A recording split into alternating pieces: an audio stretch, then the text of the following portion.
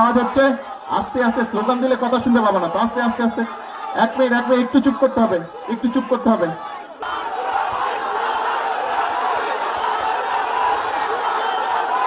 তো দুলাভাইকে কথা বলতে না দিলে তো, দুলাভাইকে কথা বলতে না দিলে তো দুলাভাই যাবে গিয়া, যাই আমি কথা বলবো না, যাবো। আচ্ছা তাহলে চুপ করতে হবে, কথা বলতে হলে চুপ করতে হবে। আমি কথা বলি তাহলে শ্বশুর বাড়ির লোকজনকে শুনতে হবে কথা, ঠিক আছে? আচ্ছা ঠিক আছে, ঠিক আছে। কাজ করব, নিজের দেশকে আমরা নিজেরা ইনশাল্লাহ গড়ে তুলব, বিদেশ নিয়ে গর্ব করব না। এখন বাংলাদেশের মানুষ এমন একটি সরকারকে 12 তারিখে নির্বাচনে ভোট দিয়ে সরকার গঠন করেছে, যেই সরকার জনগণের জন্য কাজ করবে। কারণ আমাদের একমাত্র জবাবদিহিতা হচ্ছে এই দেশের মানুষের কাছে, এই দেশের জনগণের কাছে। সেই জন্যই আমরা সেই সকল কর্মসূচি পালন করতে চাই, সেই সকল কাজ আমরা করতে চাই যেগুলোতে জনগণের উপকার হবে। সেই জন্যই আপনারা দেখেছেন কৃষক কার্ডের কথা যেমন বললাম, আমার মনে আছে আমি ফ্যামিলি কার্ডের কথা বলছিলাম, মনে আছে? সেই ফ্যামিলি কার্ডের কাজও আল্লাহর রহমতে আমরা শুরু করেছি। অনেকে হয়তো বলতে পারেন আমাদের এলাকায় তো এখনো পাইনি, ইনশাল্লাহ আপনাদের এলাকায় তো সবাই পাবে, যারা যারা ফ্যামিলি কার্ড পাবার। একটু সময় লাগবে, কিন্তু আমরা চেষ্টা করবো ইনশাল্লাহ আগামী 5 বছরে সারা দেশের নারীদেরকে, মাদের কাছে এই ফ্যামিলি কার্ড পৌঁছে দিবার। আমরা আপনাদেরকে বলেছিলাম যে ইমাম সাহেব যারা আছে, মুয়াজ্জিন সাহেব যারা আছে, বা অন্য ধর্মের ধর্মীয় গুরু যারা আছে, তাদের জন্য আমরা সম্মানের ব্যবস্থা করব। সেটার কাজও কিন্তু আমরা শুরু করেছি, সেই কাজটাও শুরু করেছি। আমরা যে সকল প্রতিশ্রুতি দিয়েছিলাম, খাল কাটার কথা বলেছিলাম, খাল কাটার কাজও আমরা শুরু করেছি।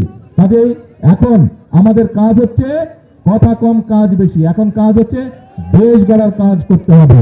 আমরা বলেছিলাম এই একটু আগে এই সিলেট সিটি কর্পোরেশনে একটা অনুষ্ঠান ছিল, সেখানে কয়েকজন বক্তা বলেছে এই সিলেট জেলাতে বা সিলেট এলাকাতে সামগ্রিকভাবে সিলেট বিভাগে মিল কারখানার সংখ্যা কম, ফলে অনেক যুবক ছেলে বেকার হয়ে পড়ে আছে। আমরা নির্বাচনের আগে বলেছিলাম যে দেশে যে সকল কলকারখানা বন্ধ আছে, বিএনপি সরকার গঠন করলে এই কলকারখানাগুলো আমরা চালু করব। এই যে এখানে আপনাদের এই সন্তান বসে আছে মুক্তাদির, মুক্তাদির হচ্ছে শিল্পমন্ত্রী, শিল্প মন্ত্রণালয়ের দায়িত্ব আছে মুক্তাদিরের কাছে।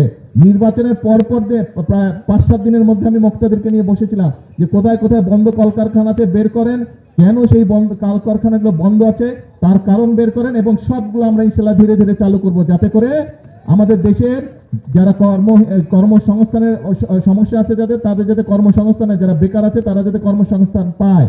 শুধু এটাই নয়, এর পাশাপাশি আপনারা নিশ্চয়ই খবরে দেখেছেন দেশের ভিতরে যারা শিল্প উদ্যোক্তা আছে তাদেরকে নিয়ে আমরা বসেছি, যাতে করে তারা নতুন কলকারখানা দেশে তৈরি করে, যাতে করে আমাদের দেশের ছেলে মেয়েরা সেখানে চাকরি বাকরির ব্যবস্থা করতে পারে। শুধু তাই নয়, বিভিন্ন দেশে, পৃথিবীর বিভিন্ন দেশে আমাদের ছেলেরা যায় চাকরি বাকরি সংস্থানের জন্য, তাদের জন্য আমরা সেই সব দেশের সাথেও কথা বলেছি। দেশের বিভিন্ন জায়গায় আগে বিদেশে যে মানুষ যেত সেইগুলা জায়গা বন্ধ আছে, সেই সব দেশের সাথে আমরা কথা বলেছি, সেগুলাও ইনশাল্লাহ আমরা চালু করার ব্যবস্থা করছি। অতি দ্রুত সেই সব দেশেও মানুষ যাওয়া আবার শুরু করবে। কাজেই আমরা দেশের মানুষের কর্মসংস্থানের ব্যবস্থা আমরা করার চেষ্টা করছি, কারণ এই সরকার হচ্ছে আপনাদের সরকার। এই সরকারকে আপনারা নির্বাচিত করে ক্ষমতায় পাঠিয়েছেন। কাজে এই সরকারের সবচেয়ে বড় দায়িত্ব হচ্ছে, এই সরকারের 1 নম্বর দায়িত্ব হচ্ছে এই দেশের মানুষের স্বার্থ দেখা। এই সরকারের 1 নম্বর দায়িত্ব হচ্ছে, 1 নম্বর কাজ হচ্ছে এই দেশের মানুষের সমস্যার সমাধান করা। ইনশাআল্লাহ আপনারা যদি আমাদের সাথে থাকেন, আপনারা যদি আমাদের পাশে থাকেন, ইনশাআল্লাহ বাংলাদেশকে আমরা ইনশাআল্লাহ সামনের দিকে এগিয়ে নিয়ে যাব। বাংলাদেশকে অন্য যেগুলো উন্নত দেশ আছে তাদের পাশাপাশি ইনশাআল্লাহ আমরা দাঁড় করাতে সক্ষম হব, আমরা সবাই মিলে যদি কাজ করি। সেই জন্যই আমি সব সময় একটা কথা বলি, আল্লাহ তাআলা বলে দিয়েছেন আমি সেই জাতিকেই সাহায্য করি যারা নিজেদেরকে সাহায্য করে, বলছেন আল্লাহ তাআলা। কাজে আসেন, আমাদের কথা একটাই কথা, সেটা হচ্ছে কাজ, কাজ আর কাজ। সেজন্যই আমরা বলি করব কাজ, তারপরে কে করব কাজ, সবার আগে বাংলাদেশ। আসেন কাজ করব, নিজের দেশকে আমরা নিজেরা ইনশাআল্লাহ গড়ে তুলব, বিদেশ নিয়ে গর্ব করব না, আমরা বাংলাদেশ নিয়ে গর্ব করব, আমরা নিজের দেশ নিয়ে গর্ব করব। আল্লাহ হাফেজ।